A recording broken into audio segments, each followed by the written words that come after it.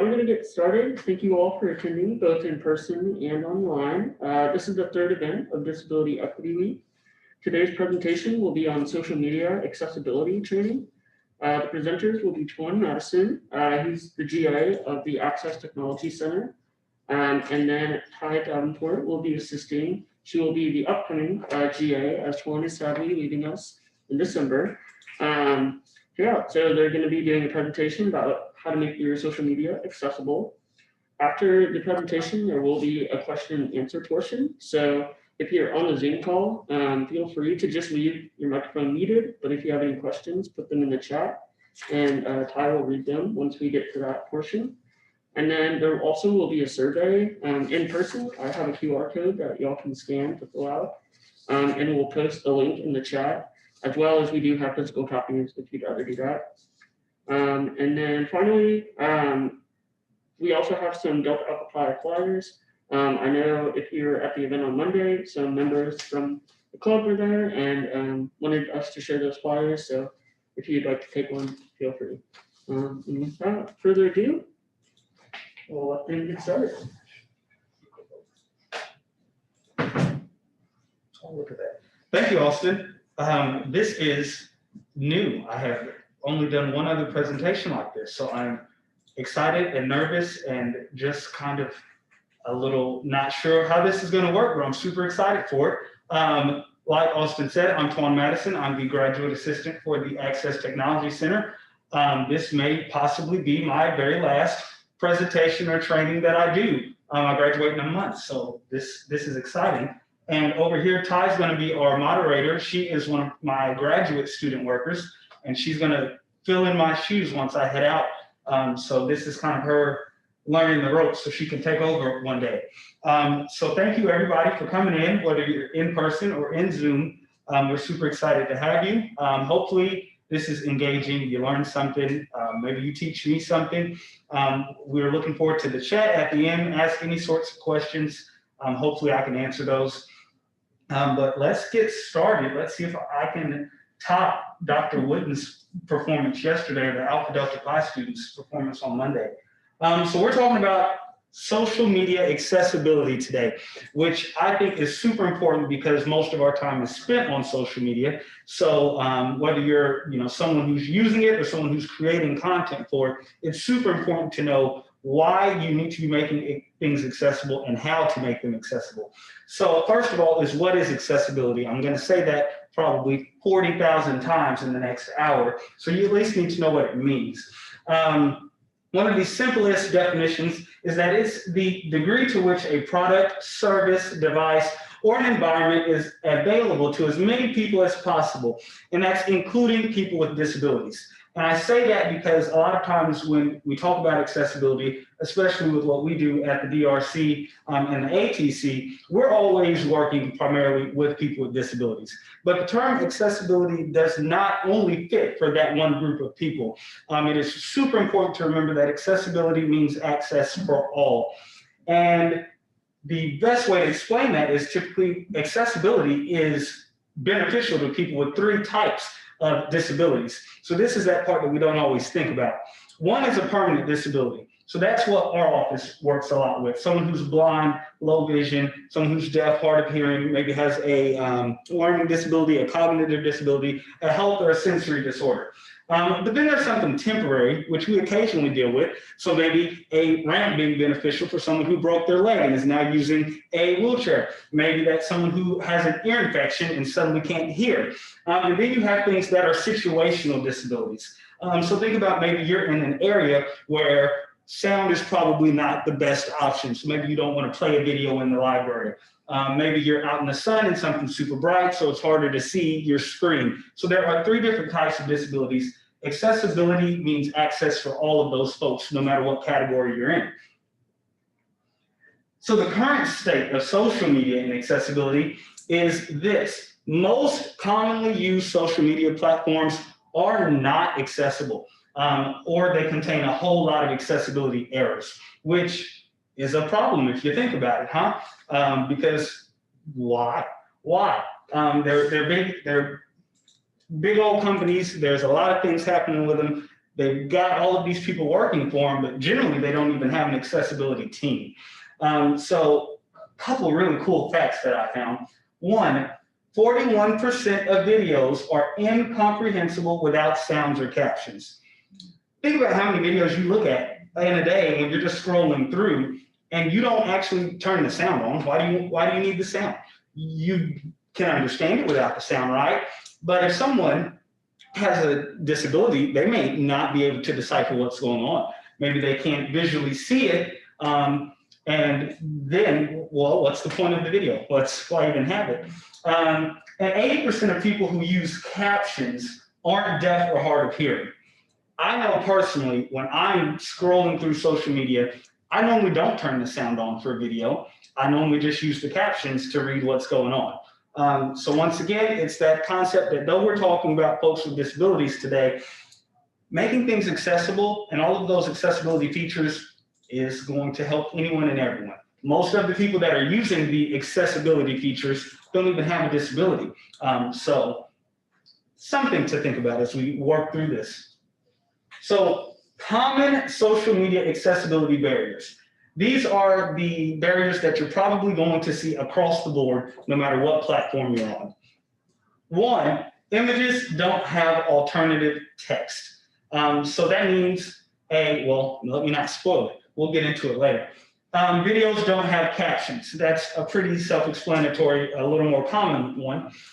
Videos that are only visual. So think about videos that don't really have any words, but maybe they have some sort of captioning going on telling a story, but for someone who is blind or low vision, they now have no clue what's going on because the whole entire story is being told visually.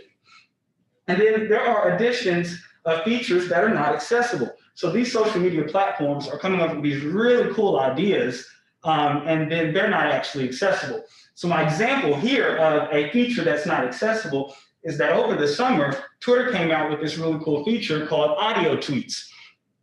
The premise was all you had to do was press the tweet button and you could record your tweet, and then whoever was listening to you could just go to your tweet and just press on that Twitter icon, and then your tweet would play out loud. If a user on Twitter is deaf or hard of hearing, they're going to press that and not have a clue what's going on. So there was a big outrage from folks. And so this person literally just says, oh, great, more ways for many of us to not be able to access content. There was a big backlash because Twitter poured out all of this content. They were super excited about it and did not even consider all of their users with disabilities. What actually came out of this conversation was we learned that Twitter didn't even have an accessibility team at the time. Their developers were just learning about accessibility on the way.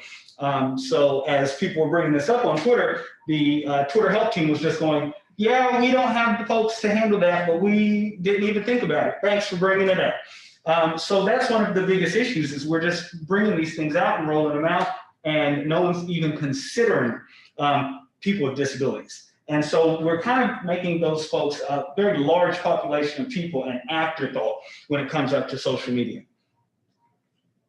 So where do we start? So here's some guidance that's kind of going to lead us through all of this. But this is going to, once again, fit for just about every platform. So this is not specific to any of them. Do these things no matter what.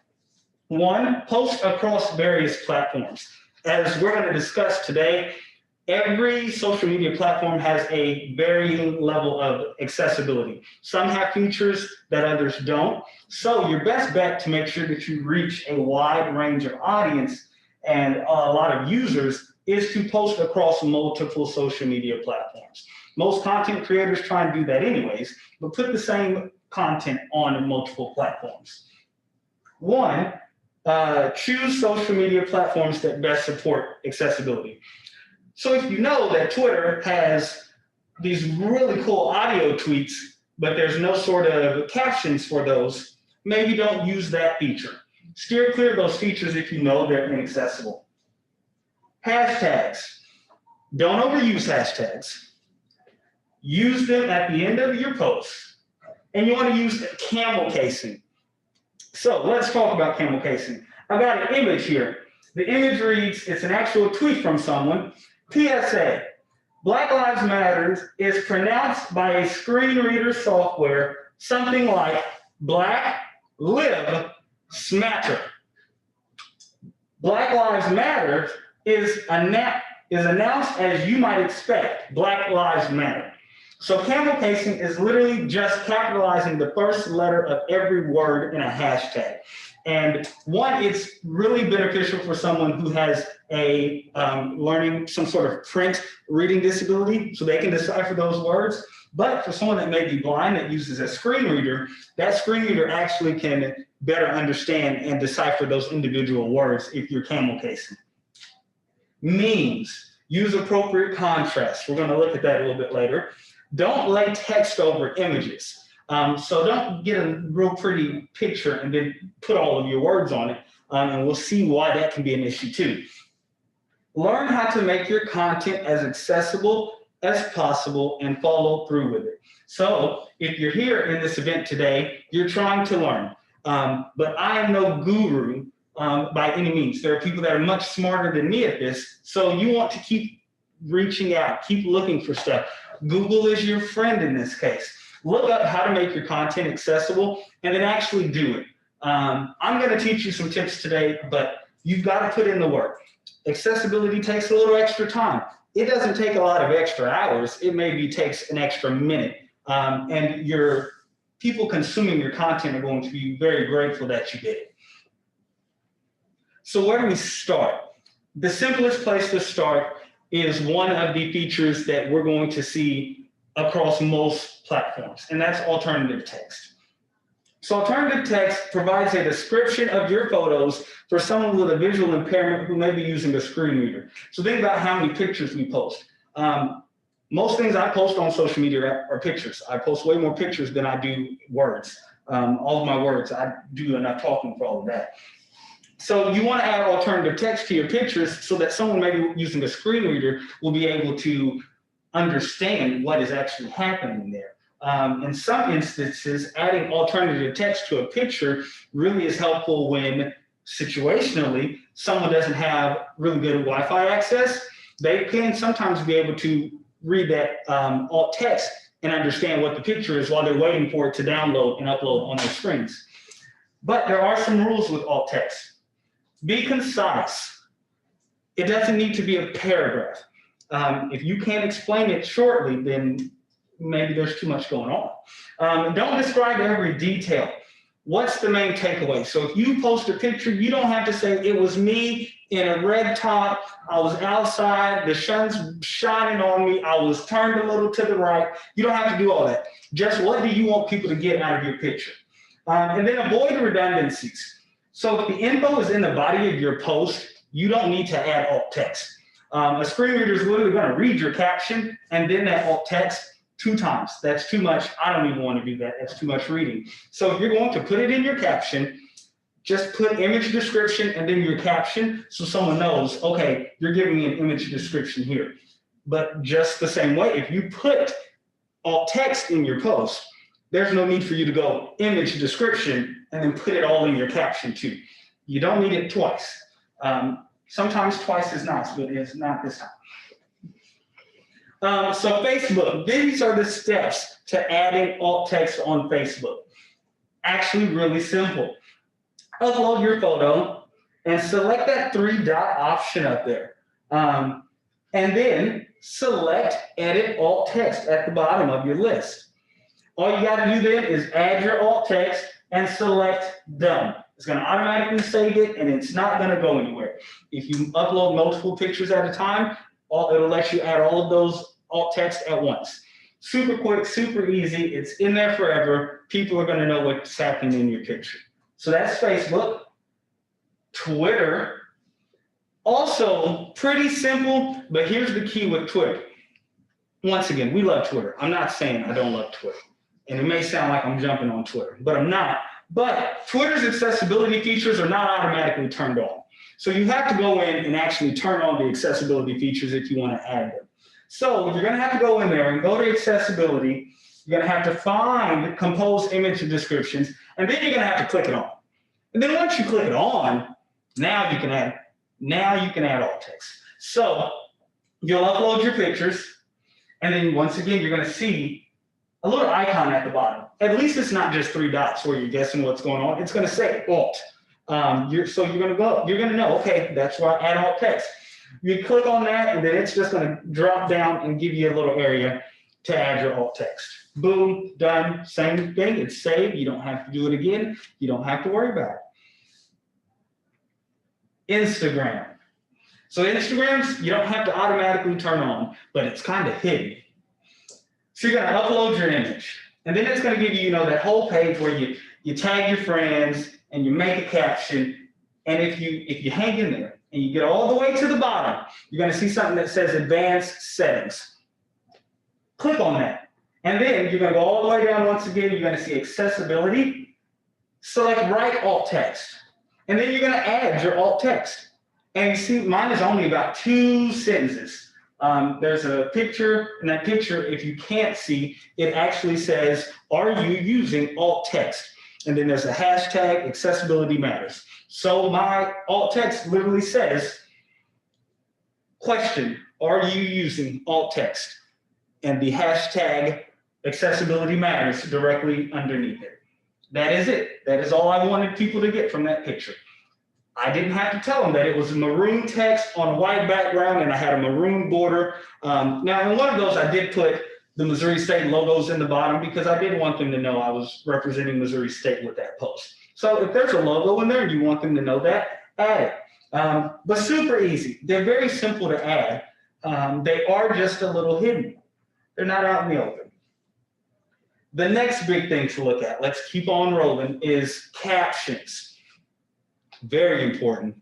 And as we just saw from the beginning of the PowerPoint, not enough people are using them. Not enough people are making them happen. One, they're crucial for viewers who are deaf and hard of hearing.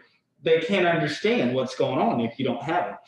Second, they enhance viewing for people watching in a non-native language. Maybe English isn't my first language, but I'm in America and everyone's speaking English and all these videos are in English. Having some captions would really be helpful for me. And then they enhance viewing for viewers in sound-off environments. Maybe I'm in the library.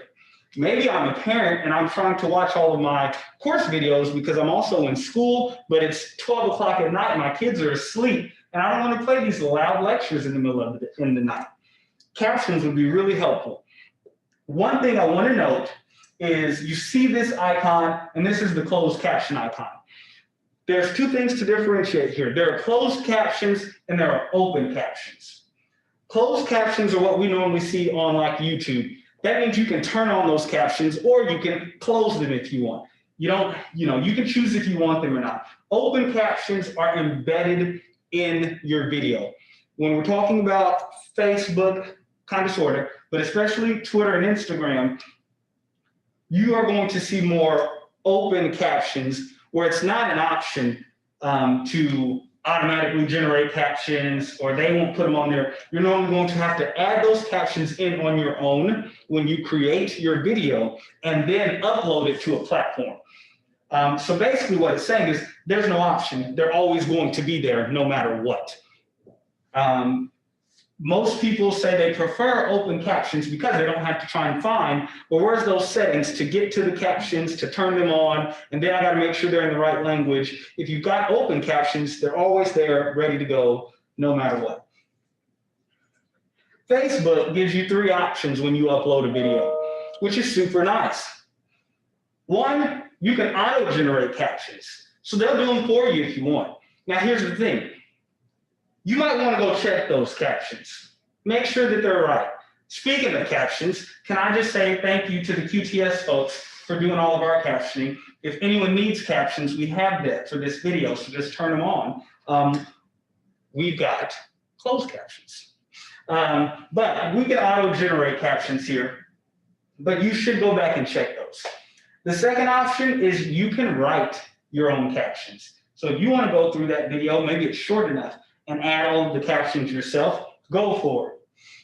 Or you can upload captions. So that means maybe you're going to upload your video to a different site that you know is maybe more accurate, a little bit better at creating captions.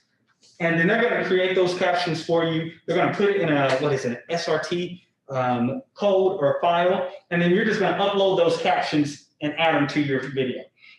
So it gives you three options. It lets you pick your language, and it lets you pick your video language. So maybe if your video is in a different language than you want your captions to be in, you can make that happen as well. Twitter is that open caption concept I'm talking about. You can't upload a video on Twitter and then turn on auto-generate. They're getting to a point now where some certain videos are having caption options, but you can upload one yourself and just go, well, I'll just let them do it. Their plan is to have automated captions by early 2021, but you typically are going to need to get your captions created on another site, add them in. If you're a really good content creator, add in your captions yourself when you're making your video, and then just upload it ready with those captions. I stole a really cool Missouri State video that already had those captions built in when they created the video. Shout out to the RHA Association for putting in captions. Instagram is getting there. So a really cool feature is automated closed captions are for their IGTV Live and their IGTV. So if you're doing those, they do have an option to do some live captioning for you. But if you're adding other videos, so say your post is a video, like we've got this really cool Missouri State one with the bear. Look at him, he's masked up and everything. We had to add that before we uploaded the video. There was no option to go in and auto-generate those captions. Oh my goodness, look at us. We are flying. We're moving faster than I thought. So captions, alt text. Let's talk about contrast and colors and fonts, because that's something we always forget about. I actually took a bunch of pictures, flyers from organizations here on campus, and we just ran a contrast check. And so we're going to look at that for a second. So when I say contrast, all I'm saying is the amount of difference or contrast between your font, your words, your writing, your text, and your background. If someone's colorblind and your contrast is off, they may not be able to decipher what's going on. If you're in a badly lit room on Zoom and look at this and the contrast is off, you might not be able to see it very well. Thank goodness that we can give you all a really cool version later. If you are low vision and it's just hard for you to see and that contrast is bad, not gonna work out. My rule of thumb that I always teach people is I know the technical standards. A contrast has to meet 4.5 to 1 ratio to be accessible. No one knows what that means. No one has time to learn all of that, and that's okay. If you print out your flyer, you print out your picture, you print out your post in black and white, is it easily legible? If it's still readable, you should be good. If you print it out in black and white and your eyes are scrunching and it's hard to read, then that means it's probably not going to be accessible to someone with a disability. So we posted this Rockin' Bowl, Bowl-a-thon, whatever it was. It was a few years old. So, oh yeah, all of these are a couple years old, so I'm not coming out for any organizations. I love everyone, okay? It didn't meet anything. It didn't meet any of the standards. This failed. So legally, we would have been in some trouble, is what that means. But it didn't meet standards for color, that yellow on top of that orange, and then that orange on top of that orange is a big problem. No one's going to be able to decipher what's going on there. It also didn't meet standards for being large enough text. So if your text is too small, who can see it? Especially when you get down to the bottom corner where they got all of this stuff. I really surely hope that's not the disability statement all the way down there in that really small print, but you can't see it. So it wouldn't legally meet any standards. The next one. Oh, this, now see, I like these colors was the thing. I was a little conflicted myself. Also doesn't meet any contrast standards. There's this beige on top of brown, so that's rough. In my own personal opinion, the coffee font gets a little rough. If there had been a lot of words in that font, it probably would have been hard to read. But here's the deal. Even though it didn't meet the color contrast standards, it did meet one thing. It met this large text standard. So what that means is that these letters and words were large enough that even though the contrast doesn't meet, someone would still be able to decipher. So if you know that, oh, I'm going to use this color and it might not meet the contrast standards, if you can make it large enough to, like they did, you could probably still pass. So they didn't meet one. They didn't meet the text. They didn't meet the color. They didn't have it. So sorry. But they did meet the large text. And who are these people? Because I definitely called out the bowling alley. Who's this one? The TSU South Lounge Coffee Shop Sound. That sounds amazing. All right, one more. Let's try this one. This one's a rough one. This one's passing some things. It's failing some things. It's a carnival. Don't we love it? So, lots of colors, really nice. Fonts are fine. The inflatable font's a little rough. It didn't need any colors. It failed all of the color standards. What did it pass down? Here. So the white on top of this was a teal. The teal did not pass. But the white on top of that red passed. At least one standard. And it passed all of the text. So what that's saying is that for all of the white text on red, it's large enough that it's accessible. It's large enough that somebody can see it.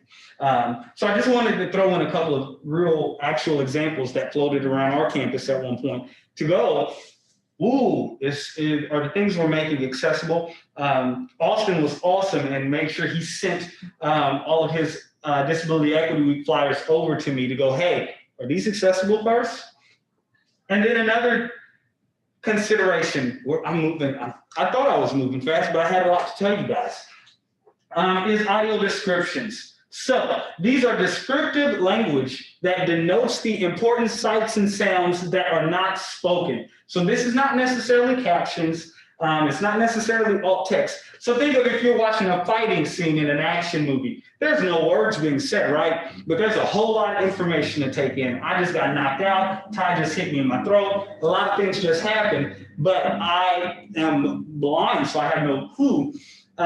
Or maybe I'm doing homework or I'm cleaning my house, but I've got my headphones in and I'm listening to Netflix and I just missed the whole scene. So audio descriptions are going to give someone that background of everything else happening in their scene, in the scene. Or maybe like the opening scene of a rom-com where they've got some really awful, god-awful song that plays on the radio playing and people are riding down the street and all that silly stuff's happening, but no words are being said, right?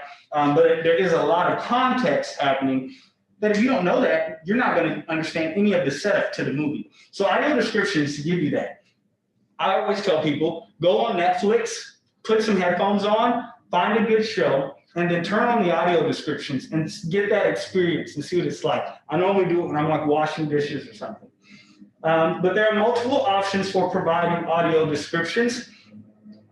You can do descriptive audio, which is a narrated description of nonverbal elements. So that's what I just recommended you guys do, is a descriptive narrative, where they're going to kind of just vocally tell you, this is what's happening.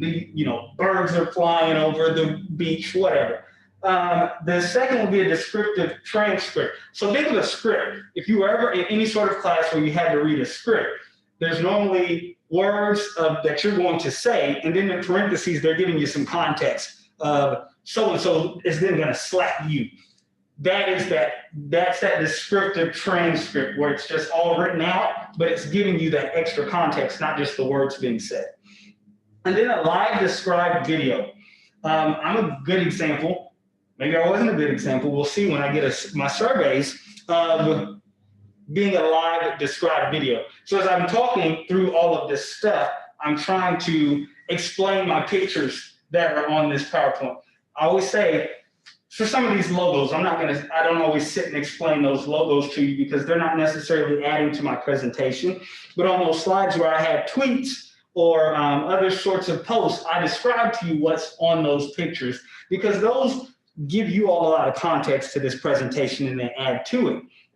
So a live described video is literally just whoever's in the video describing to you what they want you to understand. So if you're watching an Instagram live video, hopefully that person's kind of talking to you and going, we're going to do this today. I'm going to grab this over here. They're kind of giving you all of that context of things that visually we see, but they want everybody to understand and see what's happening. I am rolling. Memes. We love memes, right? We love memes. Okay, so one thing to think about with memes. Text laid over image can exclude users. So if you add a picture because you're trying to be funny, because you think you're real funny, and you add a picture and it's got all the words on the picture, and then you don't add a caption because you don't need a caption because you're witty. So you're going to post this picture.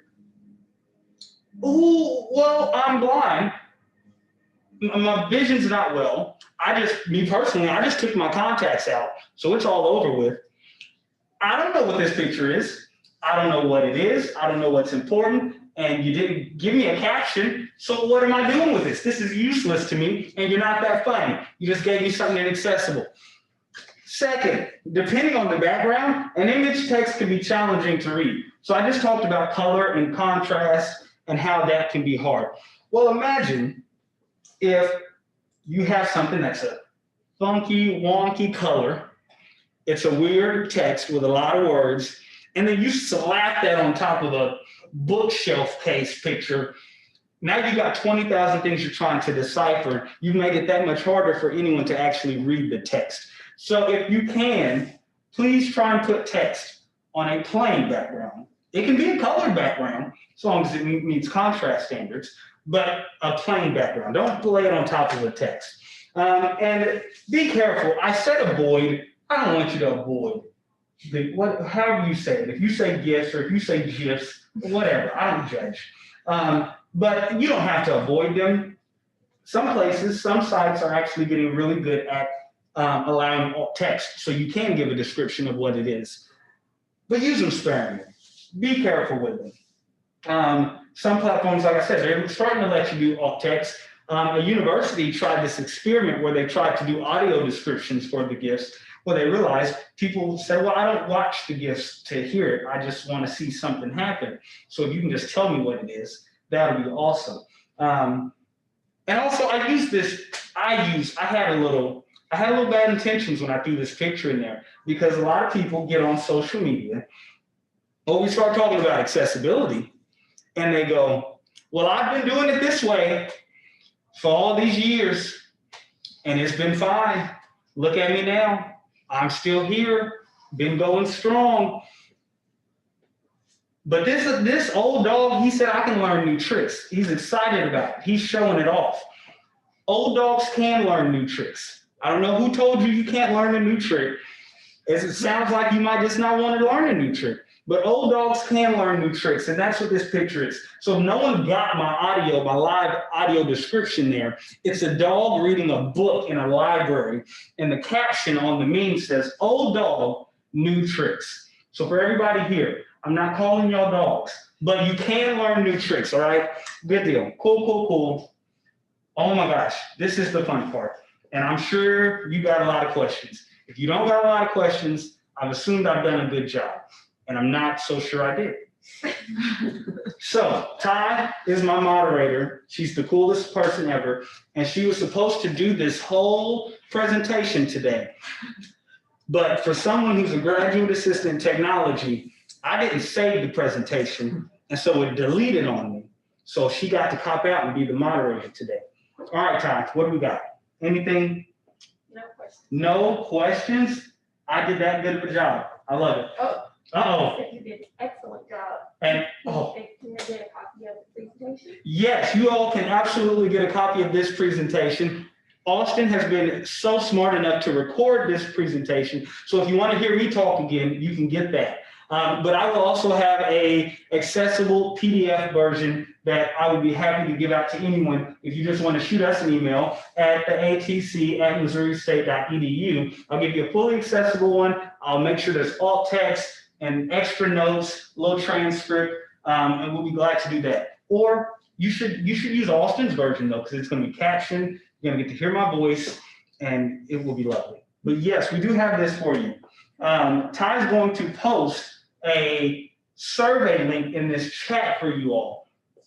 you got to go and use the survey and tell everybody how we did. Even though this is probably my last presentation here at Missouri State, you gotta hype me up. You gotta tell them I did well. It might really be my last presentation if they don't. No, they said you did great. Oh, awesome! I No, love I it. have a question. Yes. What are your tips on growing your social media accounts if they are new? What are your tips on growing your social media accounts if they're new? My big one is consistency, and that's not something I'm always super good at. But you want to be consistent. You want to constantly be posting, and that's kind of the hard work right there. Constantly putting out content. The next one is just engaging folks, always talking to people. That's what helps me is I'm not consistent, but when I am on, I at least like to talk to people. So you want to be commenting on other people's posts. You want people to comment to your posts. And the big one, of course, because we're in a social media accessibility training, is make your stuff accessible, seriously.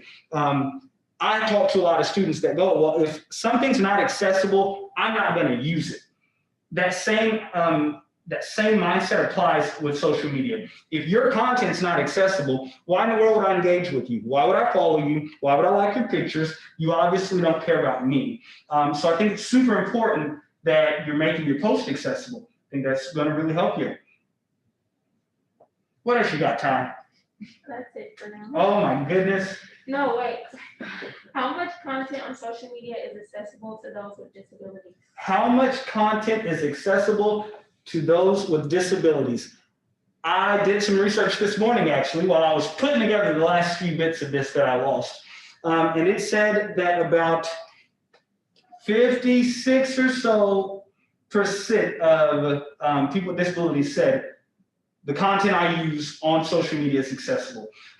So there's close, that's half. So that's about half, a little over half saying, yes, it's accessible. So that's still a lot of folks that are still saying it's not accessible to us in some way or another. The biggest one, I think, like we noted here, is typically captions. Captions and alt text are the big two, which is kind of why I spend a little more time working through those. But probably close to half is not accessible. A little over half is accessible to folks with disabilities. Well, I have another question, and I think it's maybe in regards to which platform is more accessible to those with disabilities. What it says, is there a preferred platform? Is there a preferred platform? So first I'm going to say I am not going to speak for all people with disabilities. I don't have a disability. No matter how long I work with them, how much I advocate for them, and how much I teach on them, I don't have a disability, so I'm not going to speak for them. I'm not the voice of that group of people. I'm just someone who likes to try my best to be an ally for them. From what I've seen on the actual technical side, it varies, and it depends on what that person with a disability likes or dislikes, what they like to consume. So from what I've seen from just making these presentations and working with these platforms myself, Facebook tends to be a little more accessible just because it offers more. So Facebook, you can make a full text post, you can make a video post, you can make an image post, you can share links. So you can do a little bit more. So because you can do more, they typically have more features for accessibility. But with more comes a little more responsibility too. So I would like to say that Facebook might have a little edge up. Instagram, though, as we're seeing, is moving pretty fast and catching up in that game. So they've already got alt text. They've already got the live captions for live videos. So they're actually beating folks right there. And then now they're wanting to add more to that. They're trying to work on getting GIFs, and maybe some GIFs might already be able to add alt text. So Instagram is moving faster. I feel like I ragged on Twitter for a little while there. And like I said, I love Twitter. They were just a little bit behind. And what they learned from that whole experience that I talked about that happened to them over the summer, you should have an accessibility team. So as I've been searching for jobs the past few months, I've noticed a lot of accessibility jobs with Twitter. They've actually now created a whole accessibility division of Twitter so that they can start addressing these problems. So hopefully in the next couple of years, we'll see them move up.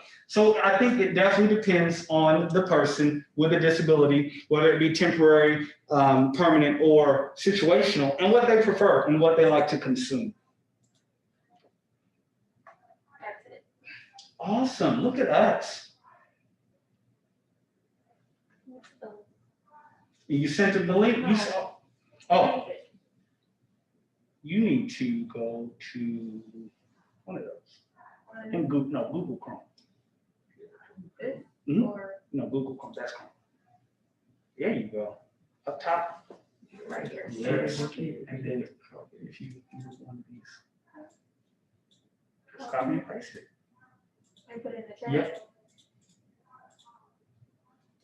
Awesome, everyone, before you get out of here, you've got a link now.